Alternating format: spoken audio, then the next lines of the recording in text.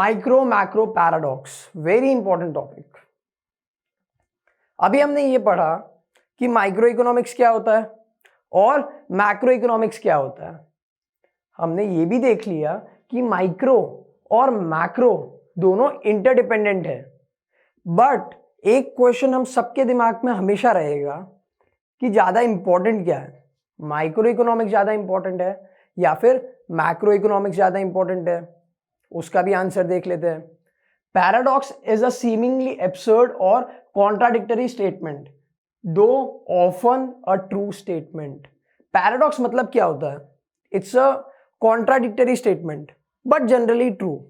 ठीक है, ऐसा स्टेटमेंट जिसका कोई मीनिंग समझ में नहीं आ रहा, हमें समझ में ही नहीं आ रहा ये सही है या गलत है, इसका क्या मीनिंग निकल सकता है।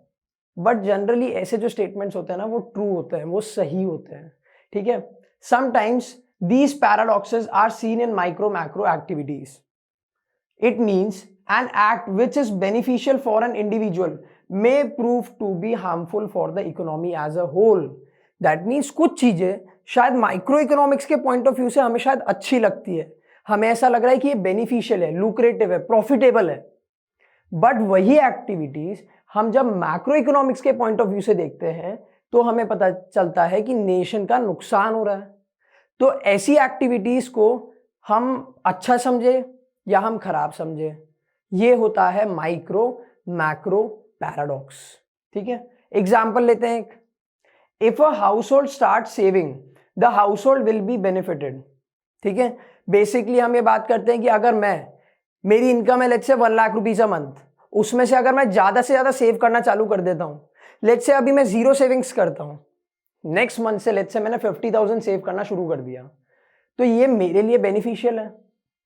ऑफ कोर्स आप अगर सेव करते हो तो वो आपके लिए बेनिफिशियल है। तो माइक्रो इकोनॉमिक्स में हमें क्या पता चला कि अगर कोई एक इंडिविजुअल हाउस होल्ड या फिर अगर एक इंडिविजुअल कंज्यूमर सेव करता है तो वो उसके लिए बेनिफिशियल है। ठीक है, लेकिन but if all house hold, अगर हम सब सेव करना शुरू कर देते हैं तो start saving, then the money circulation in the economy will contract and it will result in contraction of demand, output, employment and income. As a result, whole economy will suffer. अब आप imagine करो, आपकी income में से आप maximum proportion अगर save कर रहे हो, आप अपने घर में छुपा के रख रहे हो पैसे, आप बोलते नहीं खर्चा नहीं करना है। मैंने भी सेम काम किया।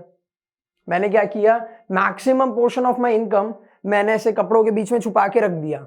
मैंने बोला नहीं इसको स्पेंड नहीं करना है, इसको हम सेव करेंगे। ठीक है, अगर हम सब ऐसा करना शुरू कर दें तो मार्केट में मनी सर्कुलेशन कम हो जाएगा, क्योंकि मनी कहाँ पड़ा है, हमारे कपड़ों के बीच में, हमारे अलमारी में, हमारे लॉकर में, तो मनी सर्कुलेशन में नहीं आया। ठीक है, अब उसके कारण क्या होगा, डिमांड कम हो जाएगी। भाई आप कंज्यूम ही नहीं कर रहे हो, आप स्पेंड नहीं कर रहे हो। पहले आप स्पेंड कर रहे थे तो मार्केट में डिमांड ज्यादा थी, पहले मैं भी स्पेंड कर रहा था तो मार्केट में डिमांड ज्यादा थी। बट अब हम कम स्पेंड कर रहे हैं, मतलब जहां हम 1000 यूनिट्स प्रोड्यूस कर रहे थे, कंज्यूम कर रहे थे, वहां पे अब हम सिर्फ 500 यूनिट्स खरीदेंगे, तो मार्केट में डिमांड धीरे धीरे कम होनी चालू हो जाएगी। ठीक है, अब जब मार्केट में डिमांड कम हो रही है तो कोई भी प्रोड्यूसर प्रोड्यूस क्यों करेगा, तो वो बोलेगा यार जब मार्केट में डिमांड ही 500 यूनिट की है तो मैं 1000 यूनिट क्यों प्रोड्यूस करूं। ठीक है, तो वो क्या करेगा, अपना आउटपुट रिड्यूस कर देगा। ठीक है, अब आउटपुट जब रिड्यूस हो गया, वो बोलेगा अब मेरे को 10 लोगों का क्या काम है, आई डोंट नीड 10 एम्प्लॉइज, 5 को निकाल देगा, अनएम्प्लॉयमेंट हो गया। समझ में आया? माइक्रो इकोनॉमिक्स ने हमें क्या कहा कि अगर आप इंडिविजुअल लेवल पे बात करते हो तो अगर सब लोग सेव करते तो इट्स वेरी गुड, सबकी सेविंग बढ़ेगी। बट यही चीज अगर आप मैक्रो इकोनॉमिक्स से बात करते हो कि अगर सारे कंज्यूमर सेव करने लग गए तो मार्केट में मनी सर्कुलेशन कम होगा, उसके कारण डिमांड कम होगी, उसके कारण आउटपुट कम होगा और उसके कारण फाइनली अनएम्प्लॉयमेंट बढ़ जाएगी। समझ में आया? तो इसको हम कहते हैं माइक्रो मैक्रो पैराडॉक्स।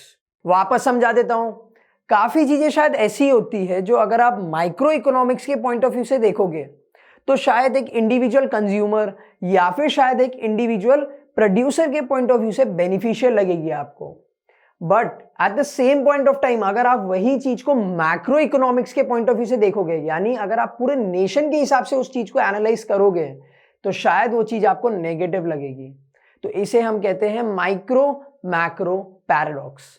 अब यहाँ पे हमने माइक्रो मैक्रो पैराडॉक्स पढ़ लिया, माइक्रो मैक्रो इकोनॉमिक्स के बीच में डिफरेंस पढ़ लिया, उनका डिपेंडेंस पढ़ लिया। अब चलते हैं नेक्स्ट टॉपिक पे जहां पे हम बात करेंगे the different problems, the different central problems of any economy.